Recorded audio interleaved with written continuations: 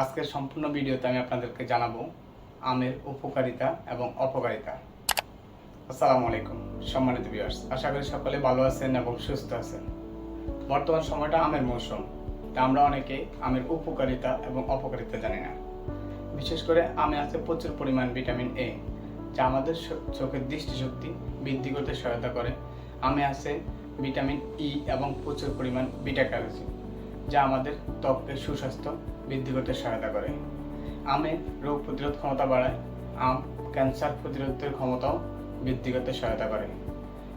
আসুন পাকা আমের উপকারিতা কম নয় সেগুলি জানাবো। নাম্বার 1, আম খেলে ক্ষুধা কমে যায়, শরীর থেকে অতিরিক্ত ক্যালোরি বার্ন হয়ে যায়। আমে ল্যাকটিন নামক রাসায়নিক থাকে যা ক্ষুধা কমায়। নাম্বার 2, আম ত্বকের স্বাস্থ্যের জন্য খুবই উপকারী। কাঁচা আমে আছে প্রচুর পরিমাণ ভিটামিন সি, যা আমাদের ত্বক সুস্বাস্থ্য বৃদ্ধি করতে সহায়তা করে এবং ত্বককে কোমল ও নরম দাগ মুক্ত করতে সহায়তা করে। নাম্বার 3, আম খেলে রোগ প্রতিরোধ ক্ষমতা বাড়ে।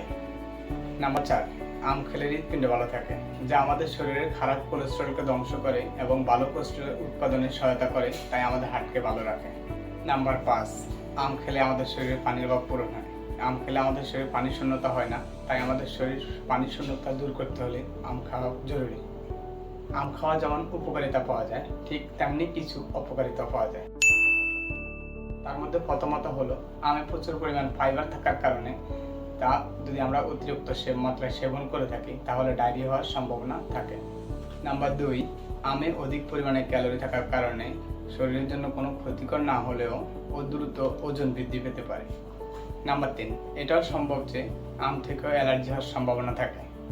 বেশি আম খেলে শরীরের তাপমাত্রা বেড়ে যায়, তাই দৈনিক একটার বেশি আম খাওয়া ঠিক নয়। এবং নাম্বার 5, এটি যথাযথ পরিমাণে গ্রহণ করে পার্শ্ব প্রতিক্রিয়া আনা সম্ভব। আমরা জানি এটা জটিল, কারণ আম এতটাই সুস্বাদু যে এটা বন্ধ করা অসম্ভব, তবে আপনার জিহ্বাকে নিয়ন্ত্রণ করতে হবে।